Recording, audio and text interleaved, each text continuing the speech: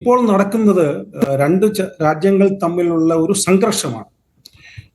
രണ്ട് രാജ്യങ്ങൾ തമ്മിലുള്ള സംഘർഷം പല ഘട്ടങ്ങളിൽ കൂടെയാണ് മാറുന്നത്. അത് it has got different stages. ഇപ്പോൾ നടക്കുന്ന സ്റ്റേജ് ഒരു ഒരു ഒരു ക്രിട്ടിക്കൽ സ്റ്റേജ് ആണ്. കാരണം എങ്ങോട്ട് പോകുന്നു എന്ന് നമുക്കറിയാൻ പറ്റില്ല. ഇന്ത്യയുടെ റെസ്പോൺസ്, ഇന്ത്യയുടെ സ്ട്രൈക്ക് ചെയ്തത് ഒരു accurate pin pointed against the terrorist camps ആയിരുന്നു. അതായത് തീവ്രവാദി ക്യാമ്പിനെ ലക്ഷ്യമാക്കിയുള്ള പ്രിസിഷൻ അറ്റാക്ക് ആയിരുന്നു. അതിനുള്ള കഴിവ് നമുക്കുണ്ടായിരുന്നു. അതിന് ഒരു സർപ്രൈസ് ആയിട്ടാണ് ആരും അറിയാതെ, പാകിസ്ഥാന്റെ ആരും അറിയാതെ പോയി നമ്മൾ ചെയ്തു. അത് കാര്യം decision was accurate. We have 100% successful. അത് കഴിഞ്ഞപ്പോൾ പാകിസ്ഥാൻ ചെയ്തത് എന്താണ്? പാകിസ്ഥാൻ ആക്രമണം ചെയ്തത് സിവിലിയൻ ഇൻഫ്രാസ്ട്രക്ചർ അല്ലെങ്കിൽ മിലിറ്ററി ക്യാമ്പ് ഉദ്ദേശിച്ചാണ് അവർ ചെയ്തത്. ഡ്രോൺ അറ്റാക്ക് ആയാലും അല്ലെങ്കിൽ മിസൈൽ അറ്റാക്ക് ആയാലും പിന്നെ അതിർത്തിയിൽ സീസ് ഫയർ ലംഘിച്ചുള്ള അറ്റാക്ക് ആയാലും നമ്മുടെ air defence system, the fact we need to know, നമ്മൾ എല്ലാത്തിനും തയ്യാറെടുപ്പോഴാണ് നമ്മുടെ മിലിറ്ററി ഇരുന്നത്. നമ്മൾ സ്ട്രൈക്ക് ചെയ്തപ്പോൾ തന്നെ പാകിസ്ഥാന്റെ ഒരു സ്വഭാവം നമുക്ക് അറിയാവുന്നതുകൊണ്ട് തന്നെയാണ്. പാകിസ്ഥാനിൽ പ്രൈം മിനിസ്റ്റർ ഉണ്ട്, പാകിസ്ഥാനിൽ കരസേന മേധാവിയുണ്ട്, അതിനേക്കാളും പദവിയുള്ള, അതിനേക്കാളും പവർഫുൾ ആയിട്ടുള്ള കോർ കമാൻഡേഴ്സ് ഉണ്ട്.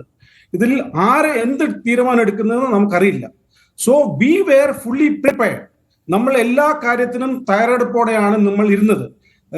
അതിർത്തി ലഡാക്ക് മുതൽ ജമ്മു കാശ്മീർ, പഞ്ചാബ്, രാജസ്ഥാൻ, ഗുജറാത്ത് വരെയുള്ള അതിർത്തിയിൽ കംപ്ലീറ്റ്ലി ഒരു ഇന്റഗ്രേറ്റഡ് എയർ ഡിഫൻസ് സിസ്റ്റം ഉണ്ടായിരുന്നു. എല്ലാ അതിർത്തിയിലും ഞാൻ സർവേ ചെയ്തിട്ടുള്ളതാണ്.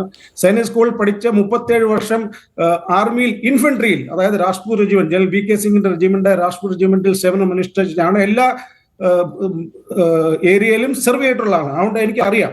സോ കംപ്ലീറ്റ്ലി ഒരു ഇന്റഗ്രേറ്റഡ് എയർ ഡിഫൻസ് സിസ്റ്റം ഉണ്ടായിരുന്നു.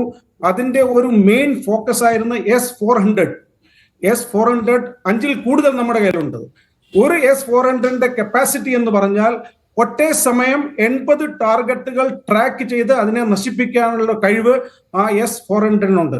40,000 കോടി രൂപ വിലയഴിച്ച് നമുക്ക് ഉണ്ടാക്കിയ ഒരു എയർ ഡിഫൻസ് കേപ്പബിലിറ്റിയാണ്. അല്ലാതെ ഗ്രൗണ്ട് ബേസ്ഡ് ഉണ്ട്, എയർ ബേസ്ഡ് ഉണ്ട്, സീ ബേസ്ഡ് ഉണ്ട്. So it was an integrated air defence system.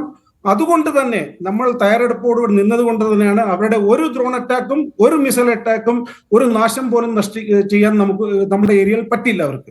So it was a 100% successful air defence operations which has created history in the world. ലോകത്ത് തന്നെ ഒരു history ഉണ്ടാക്കിയ കാര്യമാണ്. 100%. ഇസ്രയേലിൽ പോലും 95-98% വരെ ഉണ്ടായിട്ടുള്ളൂ. പക്ഷേ ഇന്ത്യക്ക് ഈ എയർ ഡിഫൻസ് കേപ്പബിലിറ്റിയിൽ 100% സക്സസ് ആണ് കിട്ടിയത്. ബാക്കി അവർ ചെയ്യാൻ പറ്റിയെന്ന് വെച്ചാൽ അതിർത്തി രാജ്യത്തെ സ്ഥലങ്ങളിൽ 10 കിലോമീറ്റർ 20 കിലോമീറ്റർ അകത്തുള്ള പോപ്പുലേറ്റഡ് ഏരിയാസിൽ അവർ ഷെല്ലിംഗ് നടത്തി. ഷെല്ലിംഗ് നമുക്ക് ഒരിക്കലും 100% പ്രിവെന്റ് ചെയ്യാൻ പറ്റിയില്ല. അതുകൊണ്ട് തന്നെയാണ് സിവിൽ ഏരിയ ടാർഗറ്റ് ചെയ്യാനുള്ള ഷെല്ലിങ്ങിൽ നമുക്ക് കുറച്ച് നാശങ്ങൾ ഉണ്ടായിട്ടത്. പക്ഷെ അതിന്റെ കൗണ്ടറായിട്ട് നമ്മളും ഷെല്ല് ചെയ്തു. ഷെല്ലിംഗ് എവിടെ നിന്ന് വന്നു അതിനെ ഉദ്ദേശിച്ച് ടാർഗറ്റ് ചെയ്തു, ഇന്റലിജൻസ് വെച്ചിട്ട് അതിനെ നശിപ്പിച്ചു. So if you look at it, as of now, we are fully in a moral ascendancy state. അതുകൊണ്ട് but we are fully prepared.